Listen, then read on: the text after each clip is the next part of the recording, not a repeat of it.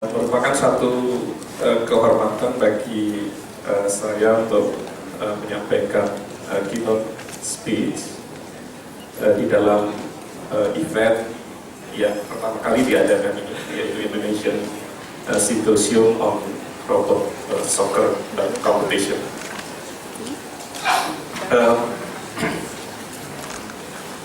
Topik yang akan saya bawakan adalah satu riset yang belakangan ini saya dan grup tekuni, yaitu tentang sistem kontrol konsensus atau kontrol formasi itu dari sekelompok robot kolaborator di dalam topik ini adalah Arisa Dioko, mahasiswa S3 saya, dan Santato, mahasiswa S2 yang harus saja lulus berikutnya. Sebelum memulai membahas tentang topik yang disampaikan pada hari ini, izinkan saya memperkenalkan sedikit gitu tentang lab robotics yang kami bina itu dalam beberapa tahun terakhir ini. Dan di sini terlihat beberapa platform robot di mana riset-riset tentang kontrol dan tentang robotics itu dikembangkan dengan menggunakan sejumlah platform ini. Jadi yang pertama adalah sebuah outdoor mobile robot gitu, dalam ukuran yang cukup besar, dengan GPS dan laser insider serta kamera. Kemudian ada robot yang cukup kecil, mobile robot AmigoBot, lalu Pioneer, kemudian BDEP robotics manipulator, kemudian Petrobot, sejumlah robot Now Aldebaran, kemudian People Bot, di mana interaksi antara robot dan manusia itu menggunakan ini. Kemudian satu UAV, Unmanned Aerial Vehicle, yang menggunakan 8 rotor, itu kita kembangkan untuk visual tracking. Berikutnya, ini beberapa sensory system dan aksesoris yang kita gunakan di dalam penelitian dalam bidang robotics. Jadi ada laser mapping untuk navigasi, kemudian kita punya 3D stereo sensor, speech and audio package, di mana penelitian tentang persepsi robot itu dilakukan dengan menggunakan sejumlah peralatan ini. Berikutnya lagi. Dan ini adalah topik-topik research yang saat ini sedang kami lakukan dan kembangkan di lab ini. Pada dasarnya berfokus pada kontrol dari swarm robotics, kemudian multi-target dan visual tracking untuk robot dan UAV, lalu visual servoing untuk robot manipulator, multi-robot SLAM, simultaneous localization and mapping, di mana lokasi dan pemetaan dari robot itu dilakukan secara serentak, dan kita menggunakan sejumlah robot yang bekerja sama untuk membangun SLAM. SLAM ini adalah 3D SLAM, di mana pemetaan 3D itu dibangun dengan menggunakan laser insider dan beberapa topik yang lain. Berikutnya, jadi agenda yang akan kita lalui adalah seperti ini. Yang pertama, kita ingin melihat bagaimana alam itu menginspirasi kita untuk menghasilkan robot-robot yang cerdas, Dan secara spesifik nanti kita akan melihat kelompok dari binatang itu yang menginspirasi kita untuk membangun distributed control yang memungkinkan robot-robot itu melakukan kesepakatan atau konsensus. Kemudian kita ingin melihat dasar teori yang dalam satu dekade ini dikembangkan oleh beberapa kelompok penelitian tentang multi-agent systems yang dikembangkan dengan berbasis pada graf. Selanjutnya kita akan membahas tentang distributed consensus protocol atau algoritma yang dipakai untuk robot-robot dapat melakukan konsensus secara terdistribusi. Kemudian satu studi simulasi dan eksperimen dengan mobile dan humanoid robot akan kita tunjukkan. Selanjutnya beberapa topik barangkali penelitian ke depan yang menarik untuk diinvestigasi. Itu akan kita singgung berikutnya. Allah memberikan banyak hal yang dapat menginspirasi kita untuk menghasilkan robot-robot yang cerdas. Yang pertama adalah kita lihat kelompok burung atau dalam bahasa Inggris yang kali disebut sebagai bird flocking, yang mereka dapat terbang, tidak saling bertabrakan di udara, gitu. Dan biasanya bergerak dari sarang untuk mengambil sumber-sumber atau menuju sumber-sumber makanan dalam satu kelompok. Kemudian kita juga melihat kelompok ikan seperti diperlihatkan di sini, yang juga mereka dapat menghindari halangan, dapat menghasilkan satu gerakan yang tidak bertabrakan terhadap ikan yang lain. Kelompok semut juga demikian, kelompok lebah. Semua itu memberikan inspirasi kepada kita, dan kemudian kita ingin melihat bagaimana behavior dari kelompok-kelompok binatang ini. Berikutnya. Nah, coba kita lihat bird flocking. Jadi kelompok dari burung. Satu studi yang dilakukan oleh Reynolds, seorang ahli biologi pada tahun 1987, yang menemukan 3 aturan dasar perilaku dari kelompok burung. Yang pertama adalah sparasi. Ini adalah prinsip di mana satu burung itu berusaha untuk menghindari tetangganya yang terlalu crowded, yang terlalu rapat gitu di dalam ketika mereka terbang. Kemudian yang kedua adalah alignment. Alignment adalah sebuah prinsip di mana burung-burung itu berusaha untuk menghadap, berorientasi pada satu heading tertentu, jadi satu arah tertentu. Kemudian yang berikutnya adalah prinsip kohesi, di mana burung-burung itu akan berusaha untuk mengarah pada posisi rata-rata dari tetangga-tetangganya. Ini seringkali disebut sebagai kohesi. Dan dengan tiga rule yang sederhana ini, kelompok burung itu memperlihatkan perilaku yang sangat menarik, gitu, yang barangkali sangat sulit untuk di-create, gitu.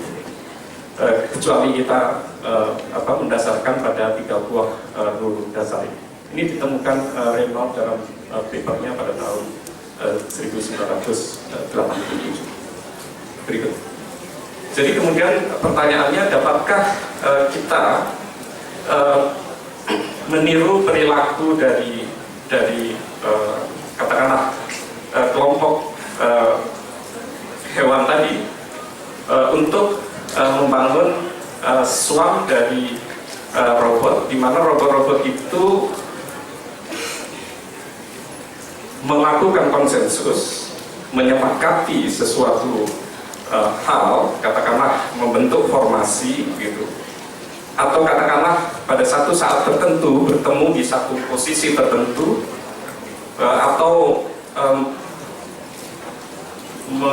melakukan orientasi tertentu pada tubuhnya begitu, dan berbagai hal lain yang memerlukan semacam sinkronisasi atau konsensus.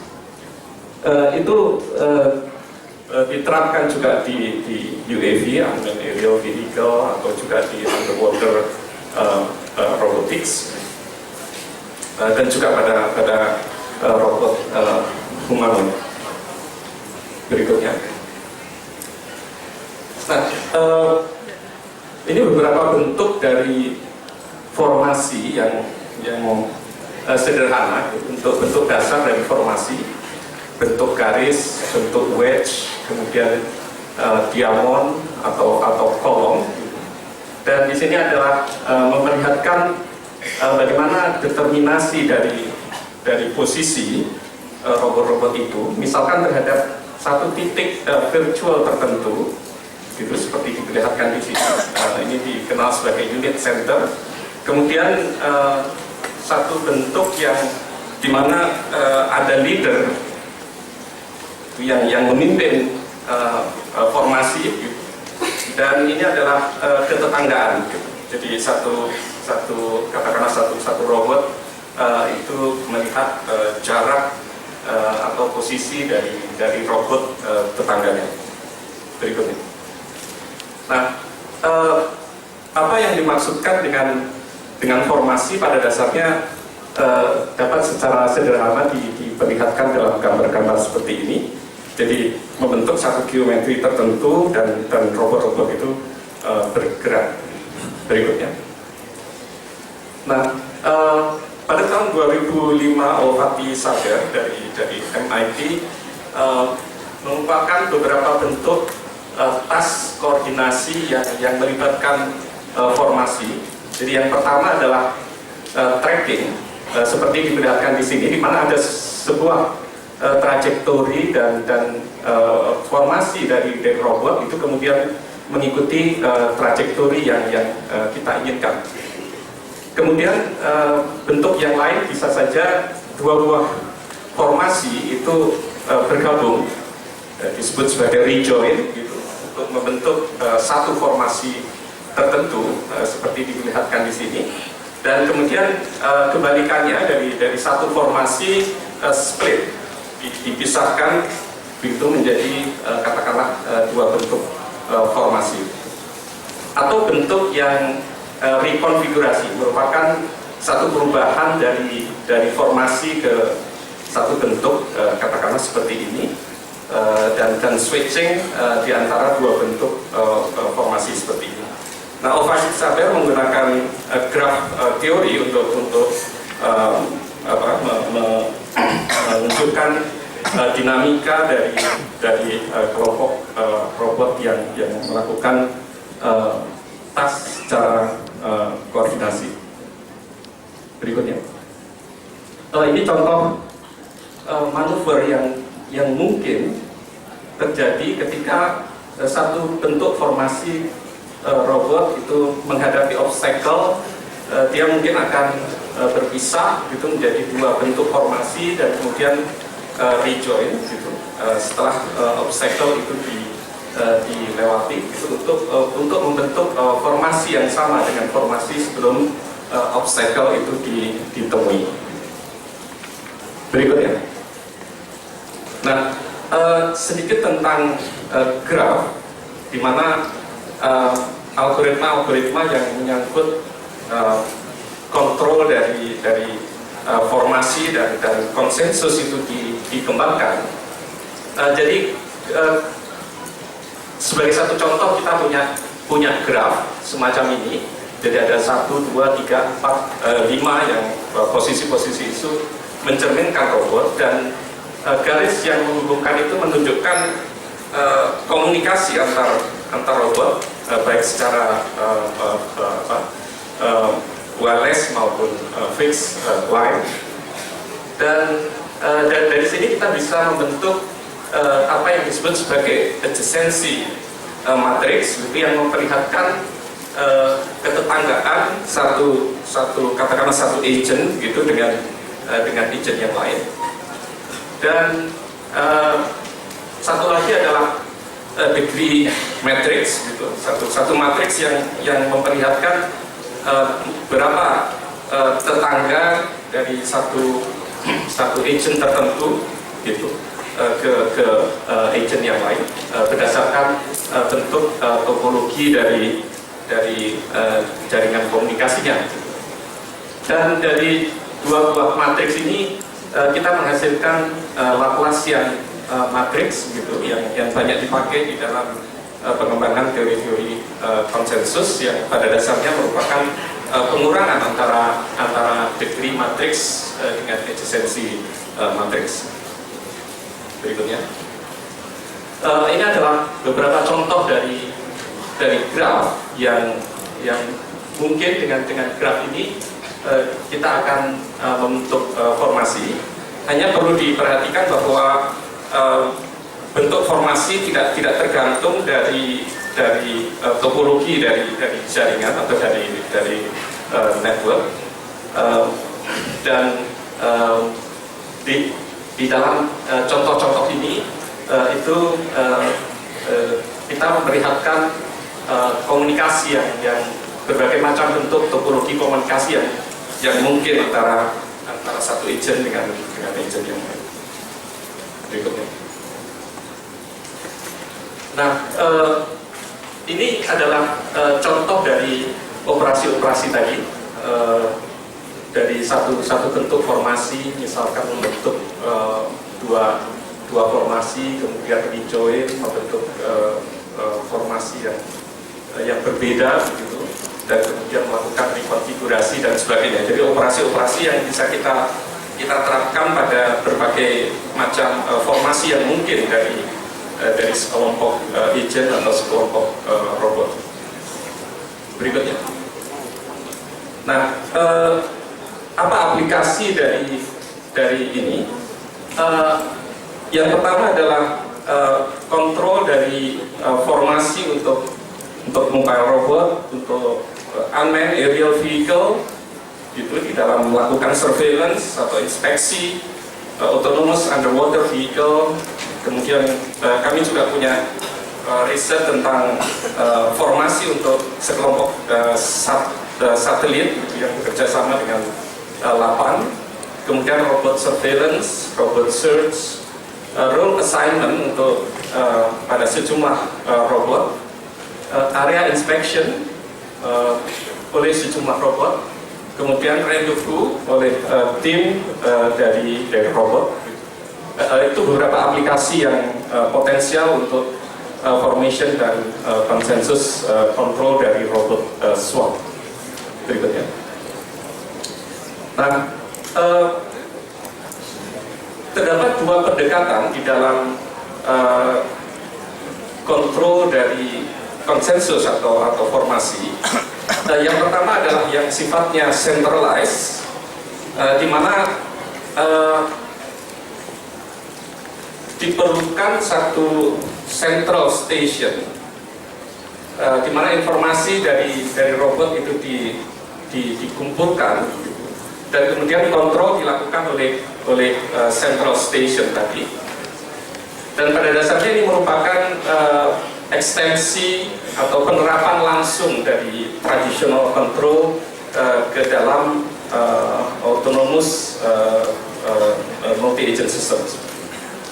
Pendekatan yang kedua yang barangkali lebih promising itu adalah distributed control atau distributed approach, di mana kita tidak memerlukan central station. Jadi control strategy itu didistribusikan ke setiap robot, tetapi tentu saja ini memerlukan struktur dan information sharing yang lebih kompleks dibandingkan yang pendekatan yang centralized. Namun karena berbagai hal yang menyangkut katakanlah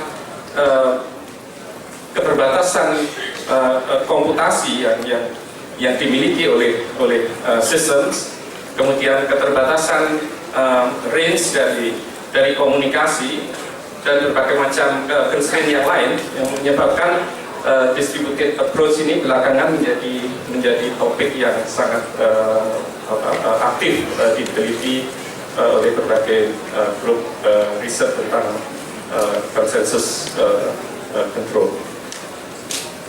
Dan ini yang akan menjadi fokus dari pembahasan pada hari ini. Berikutnya. Nah, secara formal dikemukakan oleh Alfati Saber pada tahun 2006 dan Weren pada 2007. Pengertian konsensus itu dapat ditunjukkan oleh ini. Ya, pada dasarnya adalah tim dari agent gitu, yang memberikan respon pada situasi yang barangkali tidak diantisipasi, perubahan yang terjadi pada lingkungan gitu, yang diukur oleh sejumlah sensor yang ada di dalam robot sepanjang satu kooperativitas tertentu itu dilaksanakan oleh robot. Dan sebagai konsekuensi langsung dari asumsi bahwa informasi itu di-share, dipertukarkan di antara robot, maka ada kondisi yang diperlukan untuk koordinasi, di mana grup dari agent itu mencapai konsensus.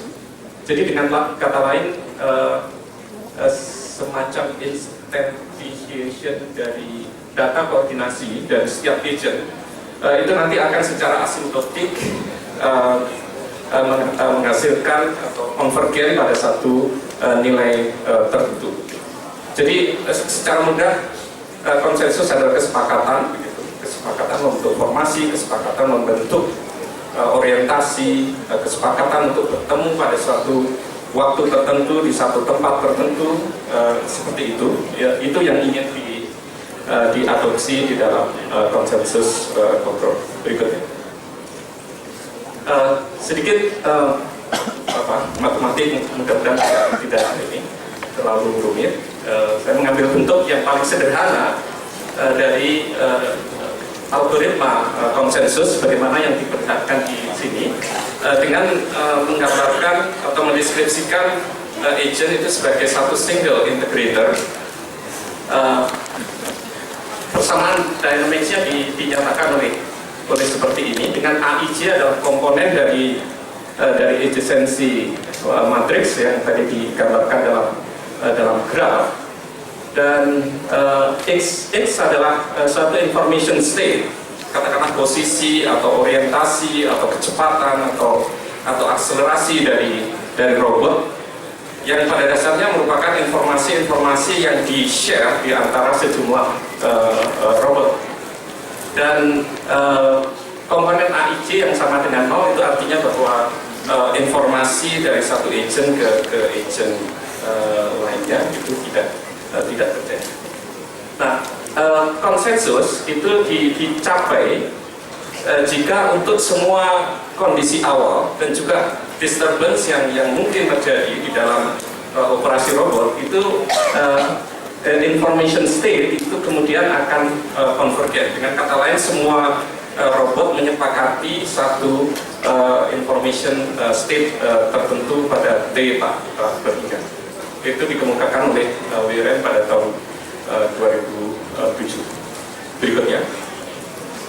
Nah, dalam pengembangannya konsensus control itu kemudian dibagi menjadi dua. Yang pertama yang bersifat leaderless, jadi tidak ada leader dari sekelompok robot tadi untuk melakukan katakanlah formasi gitu. Dan satu topologi yang sifatnya ada leader dan ada follower.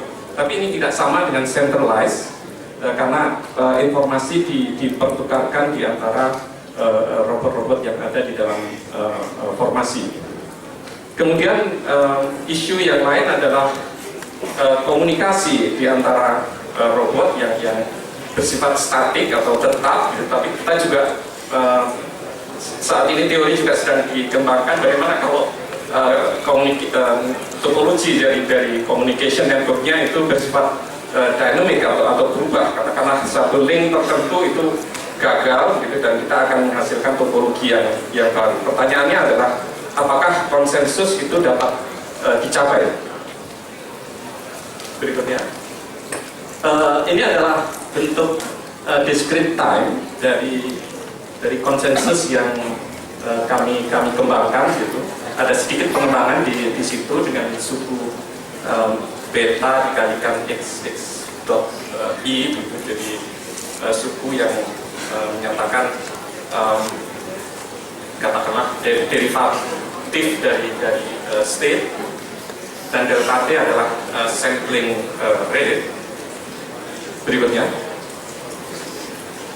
ini adalah experimental setup dari eksperimen yang kita lakukan dengan humanoid robot. Kita menggunakan Naum Aldebaran untuk melakukan eksperimen.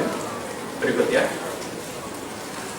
ini contoh dari, mungkin nanti akan kita lihat videonya, konsensus untuk movement, jadi pergerakan kepala, dan pada satu topologi jaringan tertentu sifatnya adalah leaderless. Berikutnya, ini contoh dari topologi jaringan yang kita variasi. Kita ingin melihat efek dari perubahan topologi jaringan untuk mencapai konsensus. Ini contoh dari sudut yang kemudian sudut dari robot yang pertama, robot yang kedua, dan yang ketiga yang kemudian konvergen pada nilai tertentu. Dalam hal ini adalah head yaw movement. Berikutnya, ini adalah contoh yang lain, ini leaderless, dan dilakukan disturbance. Jadi ketika sudah mengalami konsensus di situ, kemudian diganggu, gitu. Lalu apakah mereka kemudian bisa kembali ke konsensusnya? Itu terlihat di sini untuk satu topologi tertentu. Berikutnya, ini head yaw movement, leaderless, dan ada disturbance. Berikutnya, ini hasil untuk berbagai macam kondisi, menggunakan tracking. Jadi robot diperintahkan untuk menghasilkan satu penjejakan terhadap reference tertentu, gitu. Dan ini beberapa bentuk yang dihasilkan. Berikutnya, ya kita lakukan eksperimen untuk gerakan pada lengan robot. Berikutnya lagi, mungkin